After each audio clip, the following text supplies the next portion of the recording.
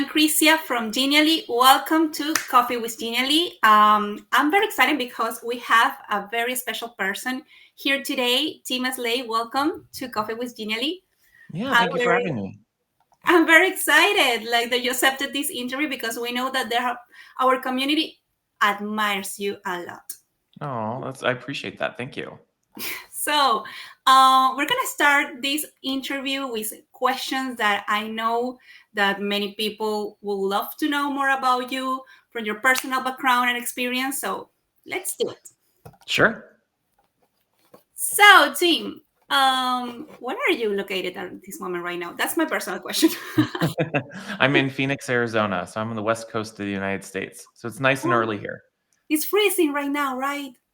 Yeah, here in Arizona, normally it's very hot, but this time of year it's our winter, so it's relatively cold for us. But for everyone else, you'd probably think it's nice. Yeah, I love Arizona. I want to go Yeah, there. I haven't been there actually. it's beautiful. So, I'm gonna start with the first question. How Awesome. did your journey in the instructional design sector begin? Gosh, my journey into our industry of instructional design and e-learning development was really, I thought it was unique and interesting, but as I've experienced over the last 17 years I've been working in this industry, I've discovered that more people have stories like mine than I realized. So I don't have any formal background in instructional design or e-learning development or adult learning theory or anything like that. I used to catch shoplifters for a living, working in retail loss prevention, Wow. and I thought that was going to be my career. I went and got my degree in criminal justice, and like a lot of people who work in our industry, I was good at something, catching shoplifters, and then one day my boss came along and he's like, "Hey, you're really good at this. There's a job opening for a training coordinator on the corporate loss prevention training team." And so I applied for it thinking it was going to advance my loss prevention career. And I started working in a role where I was creating training content and experiences for other loss prevention people. And that was 17 years ago now. Wow. And you like it, like to create like that training content. Yep. Yeah. Yeah. I went through a whole career identity crisis, when I discovered all of these things that I love doing that I had no idea that I was good at and that I love doing. But, that's the way a lot of things happen. Careers evolve and change in ways that you can't expect. Unexpected. Hmm. That's that's amazing. It's very Yeah. curious. Well, from your perspective, what do you consider the most challenging aspect for teachers transitioning to instructional designers? Yeah, that's a really great question. And it's one that I've been thinking a lot about lately because I've been working with a lot of transitioning teachers and other people who are new to the industry. Nice job. And, the big difference in our industry nowadays compared to when I was first getting started is, you know, very few people when I was getting started intentionally sought to get into the world of instructional design and e-learning development. And now we have a whole population of people who are trying to intentionally get into our industry. And I think specifically for teachers or transitioning teachers, they face a lot of different challenges. I mean, the first thing that I think a lot of them face is that there is so much noise out there and conflicting advice and bad advice about what it means to be an instructional designer or what skills you need in order to move into instructional design or what you should or shouldn't put in your portfolio or how you should or shouldn't be on LinkedIn. And for that particular population of individuals who has never they've never worked in a corporate private sector job, they've always been in teaching. It's hard for them to navigate what advice they should be listening to and what advice they should probably tune out. One of the things that's become more prevalent, not just in our industry, but in all sorts of industries, is this new breed of internet influencers, and I call them furus, Yeah. fake gurus. And these are people who actually have no experience in the industry whatsoever, and they claim to be experts and they claim to be helping people get into the industry and do the things that they themselves have never done. And so, and that's a contributing factor to it. And oftentimes they sell cheap tricks and hacks and tell people, if you just Or use a very bunch of expensive. keywords. Say that again. It's a very expensive course, workshops, Right. Yes. Or they'll thing. tell them, use the right keywords and then you'll get a job or you'll get six figures. And so I think that the challenge, it ultimately comes down to tuning out all of that noise and just focusing on the fundamental things that are important, which are the skills, the ability to do the job, in which you're applying for, and identifying what skills and what things you want to specialize in. Because last thing I'll say about that is, uh, when there's so much noise out there, you find a lot of teachers trying to uh, be amazing at a whole lot of things when in reality they end up just being mediocre at a bunch of stuff. So the big challenge is for teachers to identify what their deep interest is and their deep area of expertise and be really good at a few things, because nobody in our industry is good at everything or loves every part of the instructional design process. It happens, I believe, in all industries. Like, you Yeah. cannot do all things at the same time. Like, I Yeah. believe that you have to expertise, like maybe know everything, but expertise in someone that you like the most. Yeah. um, I have seen that there are a lot of great people that have the skills to become a great instructional designer, but they're so afraid because of that noise. Because Mhm. there is a lot of information and LinkedIn, in Google, like everywhere. So they don't know how to start or even what tool start to use, or Yep. if they need to start with gamification or the strategy process, or like how they relate with SMEs. Like, it is very, very tough what I have seen there. Yeah. Yeah. It's a lot. Yeah, yeah, that's very interesting. In your opinion, how do instructional designs evolve, and what do you foresee in the future? That's a good question. Gosh, one of the things that I've told people in the past is that I don't consider myself a futurist, and I'm very wary of new shiny objects in our industry, and I'll be more specific by what I mean by that. In the 17 years I've been working in this industry, I couldn't begin to count how many times I've seen new trends come along where everyone claimed it was going to change the industry. And then ultimately, it didn't change the industry. And I'll give you a couple examples. I mean, I remember, there was a time when everyone said gamification was going to change the industry. And then there was a time when people said micro learning was going to change the industry. And then it was about mobile responsiveness Oh because my now god. we had iPhones and devices and that, and then I remember the example I always love giving is when the Apple Watch came out, smartwatches came out. I went to a conference, and the claim was that the future of e-learning was going to be on our wrists, and we were going to be designing courses for our little wrists. And I thought, no, nobody's going to want to sit here and take a course on a watch. That's crazy. And of course, we don't do that. And so at the end of the day, uh, even AI is a really great example. I don't think AI is going to change our industry the way we think it's Everyone going to is change our talking industry. about AI and Yeah. ChatGPT to these Yeah, days. I don't think we yet know how it's going to change the industry, and so I'm. It's not that I don't think it's exciting. I'm just not going to, hold my breath and leap, to go run after that. And so at the end of the day, here's what I'm going to say. At the end of the day, instructional design is instructional design is instructional design.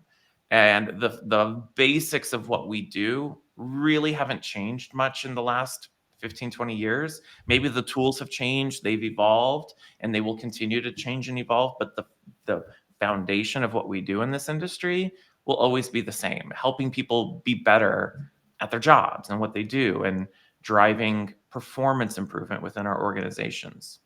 And make information easily digested. Like, Yeah, absolutely. yeah, it's important.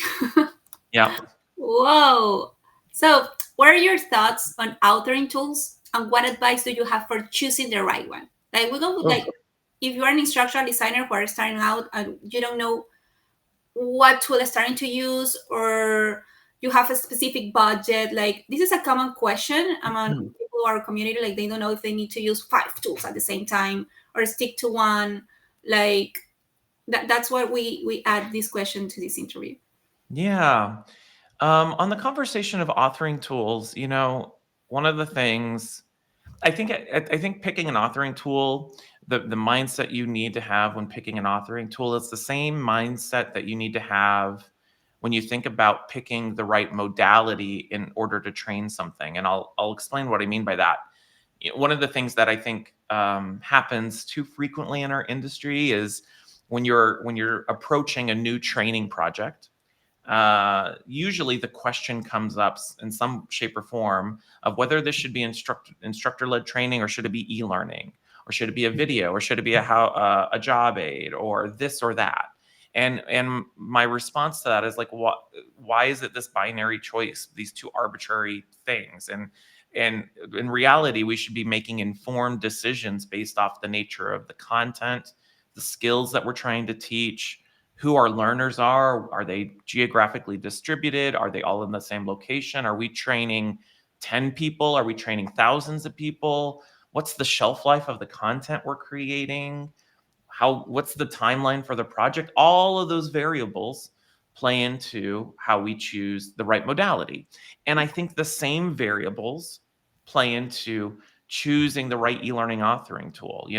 When you think about, should I build a course in one tool or another, you have to think about, well, how much time is it going to take to build it in this tool versus this tool? If I need to update that content, is it I'm going to have to redesign the course in this tool, or is it really quick and easy? Yeah, what's my experience with the tool? Does it create the learning experience that's best for what I'm trying to teach? And so my advice is, choose the tools or make decisions that are fit for function for the results you're seeking to achieve, not just because you think one tool is more fun than the other, or because it's just what you've always done. You have to be more With a reason. intentional about it. Yeah. Interesting. Thank you very much. Yeah. So, can you share your ideal approach for creating the perfect course? What's a Mm, template perfect course? my ideal approach for designing the perfect course. Um, yeah, I, I would say my ideal approach for designing the perfect course comes down to asking a lot of questions and gaining a lot of context, and ultimately becoming your own subject matter expert in the thing that you're creating training on. And that's a big ask for a lot of instructional designers, but let me explain why I feel that's important. I can't tell you, and I know other people who will be listening and watching this will be able to relate to this. I can't tell you how many times I have been tasked with creating a new course or training on something I knew nothing about, and all I could do was rely on the words of my stakeholders and subject matter experts. And then you start designing the thing that you're designing, and then you get maybe 60% down the way of the project, and through that time, you've gained all sorts of new context that you didn't have before, and you have this realization where you're like, oh my gosh, this was never supposed to be training, or it wasn't supposed to be this type of training, because now you have the context that you really needed at the start of the project to make those more informed design decisions. And so my ideal approach to designing the perfect training is to ask so many questions and dig so deep into the issue and into the content that I don't have to rely on my stakeholders and SMEs as much as I would have before. That way I can make decisions that are best for the thing that I'm trying to, the solutions or the problems that I'm trying to solve with my solution. And it requires you almost to become your own subject matter expert. I found it's been my experience that the training programs or the learning programs that I've designed, the best ones have been the ones that I went through that same transformation that I'm expecting for my learners, that I went from not knowing anything to knowing enough that I could design the best experience for them. Wow. I believe that this answer will be like very helpful for everyone Good. who are watching us right now. So, what's your opinion on creating gamified activities in corporate environments? This is tricky. Yeah. Yeah. Gamification, there's no denying the fact that gamification can do a lot to motivate learners and motivate performance within the work environment. I think gamification is probably more effective when the closer it's related to performance than just learning. And I'll give you a couple of really great examples. If anyone out there has an Apple Watch, there's gamification as part of that Apple Watch. If you walk so many minutes per day or you stand up, you get little badges and it encourages continued performance. Or I use a smart gym, a tonal smart gym, and it motivates me and it gamifies the experience and it pushes me through performance. And so I think I think what's important about the important thing to understand about gamification as it relates to creating e-learning or training content is that it's not about creating fun quizzes or games in your learning. It's not about creating a Jeopardy game in your e-learning course. That's not really gamification. You're just creating a game. Gamification is when you use game-like elements like badges or other elements to create motivation for performance and continued learning. Like you complement like the Yeah. course with Yeah. those Yeah. elements. That's interesting. I haven't heard that. So, how do you incorporate learner engagement and interactivity into your instructional design? Yeah. Learner engagement and interactivity. That's a really great question because that's one that a lot of people ask about is how do I make learners engaged in my course? And I remember early in my career, the very, very first e-learning course I created was just a bunch of slides with bullet points and some audio narration. And I remember showing it to my boss at the time. And she said, "Hey, we need to make this more engaging for the learner. Maybe you should make it interactive." And so what I did is I went back and I just added a bunch of buttons and they clicked a button and it revealed some content. And then they click another button and reveal more content. And, when I look back on that retrospectively, one of the things that I quickly learned is that just because the learner clicks on the screen, it doesn't mean you're creating engagement or driving performance. Learner engagement. And the thing that's important for people to remember is that engagement doesn't happen in the click of a mouse. Engagement happens in the minds of your learners. That's where the engagement happens. And so if you're thinking about how do I drive engagement and how do I drive meaningful interactivity, what you need to be doing is designing interactivity that's challenging your learners to use their critical thinking skills and making decisions and seeing the outcomes. And so whether it's a branching scenario or an experiential interaction or where they can see cause and effect and see outcomes, that will drive engagement and that will Something create that more, they will remember. yeah, and it'll create more meaningful interactivity. Wow. Yeah, totally. Last question. Yeah. Well, no, I have a question for you, but that's personal. But Okay. last question. An advice to our community of instructional designers who are just starting out or transitioning. Yeah. I'm going to reference something I said at the one of the first questions you asked me. My advice, if you're new to the industry or you're transitioning into it, focus on being amazing at a couple of things rather than mediocre at a bunch of things. And know when you're just chasing shiny objects and stop chasing those shiny objects.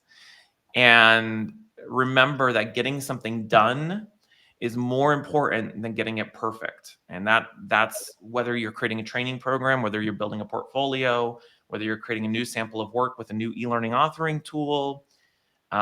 Be amazing at a few things rather than mediocre at a bunch of things, and get stuff done, learn from it, and keep moving forward. Thank you very much, Tim. Thank you very much. Yeah. My Thank you. personal question. Yes. What's your favorite part of your book? The favorite part of my book? Okay. The favorite part of the book is the design of it. Because I designed it. I'll tell you why. When I wrote my book, I spent several months on like the first chapter, and then I put it away for a long time and I didn't touch it. And one of the things that I had to do to push myself to get the book done, or at least inspire myself, is I needed to visualize the book. I needed to have a vision of what it would look like. And so I designed the layout and the look of the book before I wrote it. And because it allowed me to have a vision for what that book could be when it was done. So my favorite part of the book is the design of it. Wow. I have seen your book like many times in LinkedIn, like people with this Christmas gift, and Mhm. my Tim Slade book just arrived. So I know like the cover of your book Yeah. totally. So that I wanted to ask because it was tricky. Like I need to ask him what's his favorite part of his book because everyone loved it. Yeah. Thank you. I appreciate it. Thank you very much, Tim. So before coming to an end, people, if you would like to get a Genially free trial, you can scan the code right now here. And if you'd like to become an ambassador, you can click here. Thank you very much, Tim Slade. I hope to see you in common events and genially another episode of Yeah. Coffee with You. Thank you for having me.